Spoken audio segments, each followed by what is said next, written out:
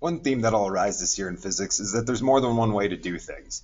There's more than one way to model a physical situation. Sometimes we'll use different symbols to represent the same thing, so we got to be flexible. And it's definitely the case when it comes to modeling motion. Now, how we model motion has changed since the advent of video. I mean, we can watch this car as it goes across the screen here.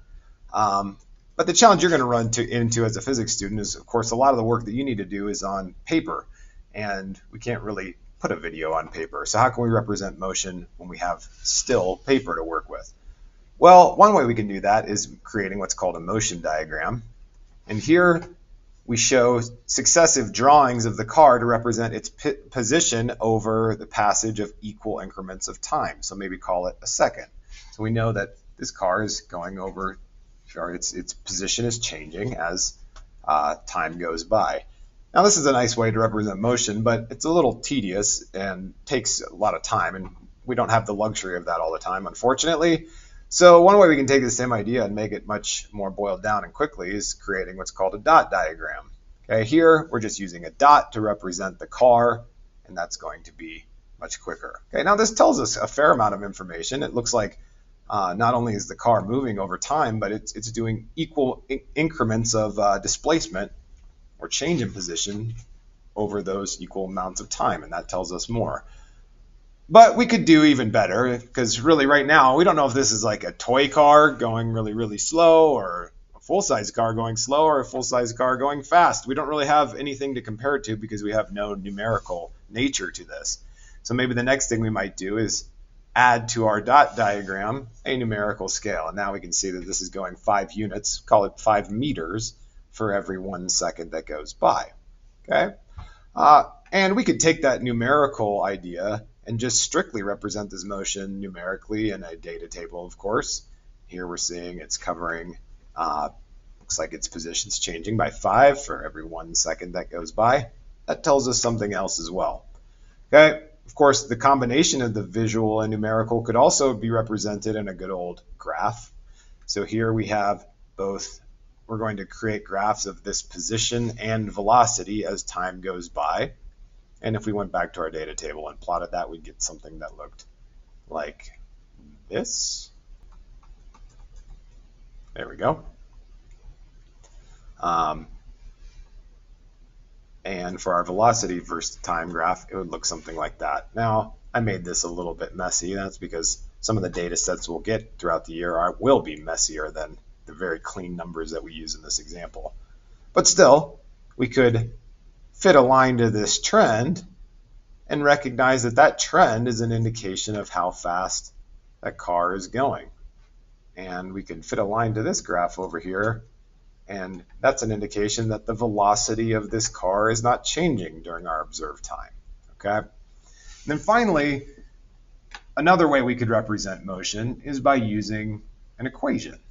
Okay, we could represent or recognize that this pattern is consistent enough to put an equation to it. And we could write it something like, okay, position seems to be just equal to 5 meters per second multiplied by the time. You know, immediately as physicists, we get tired of writing out entire words. So of course we use symbols to represent things in shorthand. So we could say that x takes the place of position, and v takes the place of velocity, which was 5 meters per second in this instance. T takes the place of time. Similar here, we could say, well, velocity, it's an equation, but it's a constant. It's going at a constant 5 meters per second. So maybe we would write something like v, and this is said v naught equals 5, I should have units on that as well, meters per second. And so when we look at our video analysis tool that you're going to be using in this first lab, it brings a lot of these ideas together, okay? And right off the bat, we're going to be plotting the motion of, let's say, this fan car. You're going to do this as an example.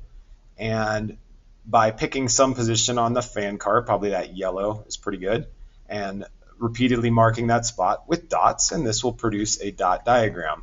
But of course, that dot diagram won't really have a whole lot of meaning unless we establish a scale. And that's where this meter stick comes in, and I went over here to System and Scale. to do that. And we can establish a coordinate system as well. So under system, we have origin, and it probably makes sense to put the origin of our XY axis right where this fan cart starts. And then finally we can go to add, and well, we probably want to drag this video until the cart is at least free of the person's hand before we start plotting the position. And we can just click on it, and it automatically advances at a unit of time. Now, I don't really see a whole lot of change in the position of the cart in that short amount of time. So if I go to this little gear here, I can actually change it to, instead of advancing 1 frame, which is a fraction of a second, maybe I'll have it advance 5 or 10 frames for every click that I do. And the software is going to be smart enough to deal with that after the fact. Okay, so I continue to plot the position of my fan cart. I think actually I do want to go with 10 frames per click. Okay, and we'll continue to plot this. And again, the software automatically advances at a frame as we go. All right, I'll get a couple more. You'd want to plot the entire motion of this cart, but for this video's purpose, I'm going to move on. Okay, so it produces a position versus time graph and a data table. And I might say, you know what, a data table in this case is a little bit cluttered. I'm not going to show that right now. I want to focus on the graph for a moment. And even my graph is a little bit cluttered because the software, what it doesn't do is have any idea what we're looking at. So it's choosing to display the X motion of this cart over time, which is what we're interested in. But it's also displaying the Y motion, and it's making this blue graph showing, well, yeah, it's not really moving up and down all that much. So we might choose to only show the X motion on that, and we get a very clear trend. And then the nice thing we can do is, in our representations of motion, is select that part or a part of the graph or all of it, and we can go down here and fit a line to it. And we could try a linear fit. I think this one looks like something else, maybe something more like that. And when we apply it, it gives us an equation for the line, and it's a generic equation for the line, but we can make sense for what some of these things mean. So I encourage you to go, if you're waiting right now, go try this sample fan cart video and kind of do what I did, plot a few points there, mess around with making the graphs. We could show multiple graphs on here too. So maybe we could get that velocity versus time graph and once again hide the Y velocity and focus on the X velocity and see, oh, this is changing in a predictable manner. All right, get to it. Have a good one.